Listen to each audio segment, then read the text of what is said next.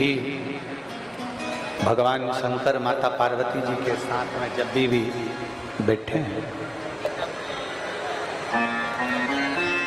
जब कभी भी मेरे देवाधिदेव महादेव पार्वती जी के साथ में बैठते हैं तो कोई धर्म चर्चा, धर्म चर्चा। मेरी जीजियों, विदिशा के मेरे जीजाओं, मेरी बेटियों, बेटाओं, मेरी माताओं, मेरे भाई बंधु, सब एक स्मरण अपने अंदर रखिए।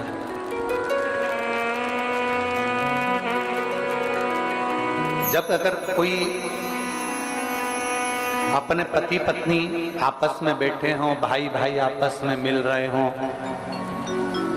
बहन भाई आपस में मिल रहे हों, माता पिता अपने बच्चों के पास में बैठे हों, मिल रहे हों,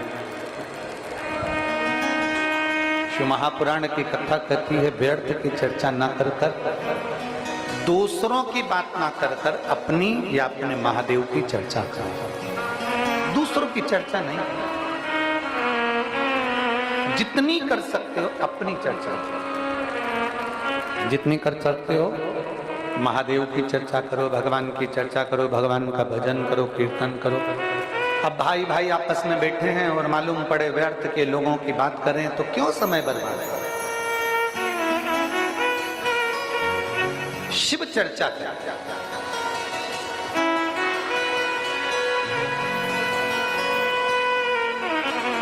हम तो लोगों से भी कहते हैं, अब कभी आप कुबेरेश्वर धाम आए तो प्रयास करा करो कि व्यर्थ की चर्चा छोड़कर कहीं एकांत में बैठ भगवान शिव दोनों चले। एक जगह पर जैसे ही भगवान शंकर उठकर जाने लगे, माता पार्वती जी ने पूछ लिया, कहाँ जा रहे हो? कहाँ जा रहे हो? कहाँ? शिव जी कहते हैं, मुझे नारायण से कुछ बात करना है तो मैं जा रहा हूं। पार्वती जी कहती हैं, मैं अकेली रहा नंदनवन में रहूंगी, मैं अकेली यहाँ पर विराजमान रहूंगी, मैं कैसे यहाँ पर रहूं? शंकर भगवान ने कहा, पार्वती तुम में वो शक्ति है कि तुम अकेली नहीं रह सकते। सामने अशोक का वृक्ष है, आप प्रार्थना करोगी तो आपका एकांत समाप्त हो। पार्वती जी ने हाथ जोड़कर अशोक के वृक्ष से सम्मुख में से मां पार्वती जी ने अपने तप और बल से एक कन्या को प्रकट कर लिया, जिसका नाम अशोक सुंदरी हो गया। कन्या अशोक सुंदरी को प्रकट किया। वो कन्या पार्वती जी के साथ बैठकर माता पार्वती जी के एकांत को समाप्त करने लगी। इतनी प्रिय हुई मेरे देवाधिदेव महादेव। वापिस जब लौट कर आए पार्वती जी को लेने के लिए, पार्वती जी के पास में जब पहुंचे मेरे देवाधिदेव महादेव, जैसे ही माता पार्वती जी के करीब में पहुंचे, कन्या को देखा, कन्या को, और महादेव ने जैसे ही कन्या को देखा, देखते से ही भगवान शंकर ने पूछ लिया माता पार्वती जी से। भगवान शंकर ने पूछा, पार्वती ये कौन है? माता पार्वती जी हाथ जोड़कर कहती हैं, मेरे एकांत को दूर करने के लिए मेरे एक बेटी को प्रकट किया है, और ये हमारे दुख को, हमारे शोक को समाप्त करने वाली है, इसलिए इसका नाम मैंने अशोक सुंदरी। मेरी जीजियों, एक बात बहुत अच्छे से अपनी चित्त वृत्ति में उतारिएगा, बहुत अच्छे से। पहले समझ लो, आप लोगों को तो मालूम है ना सबको, ये जो पीठिका होती है, इस पीठिका में एक देखो, इसको इससे समझो। ये जो पीठिका है, ये पीठिका माता पार्वती जी का हस्त कमल, इस पीठिका, ये भगवान शंकर का शिवलिंग हो गया।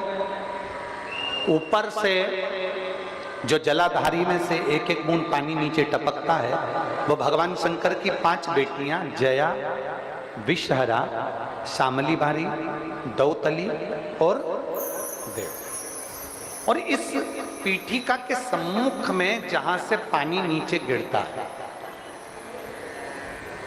जहां से ये जो भाग आगे जाके होता है, जहां से पानी नीचे गिरता है, इसके राइट में श्री गणेश जी, लेफ्ट में श्री कार्तिकेय जी और मध्य में एक मोटी सी, प्रत्येक शंकर के शिवलिंग की जलाधारी में एक मोटी सी बीच में एक लाइन होती है, मोटी सी। वो स्थान अशोक सुंदरी का होता है, वो स्थान अशोक सुंदरी का होता है, उसको अशोक सुंदरी का स्थान है। जब विशेष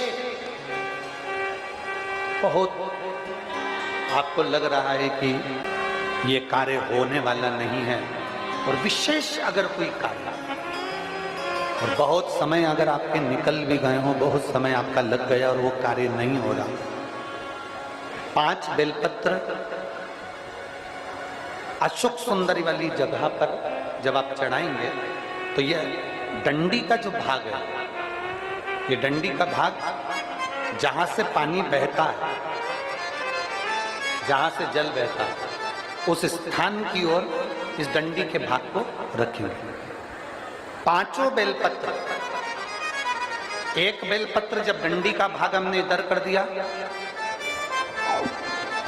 थोड़ा समझ लें अच्छे से, जैसे ये जलाधारी समझ लो, एक बेलपत्र अपन ने रखी, डंडी का भाग जहां से जल बह रहा है उस ओर है। दूसरी बेलपत्र हमने उठाई और दूसरी बेलपत्र की डंडी को मध्य भाग की पत्ती पर, दूसरे नंबर की पत्ती मध्य बीच वाली पत्ती उस पर, तीसरी बेलपत्र को फिर बीच वाली पत्ती पर। इस तरह से 5 बेलपत्र हमें देवाधिदेव महादेव को समर्पित करना चाहिए।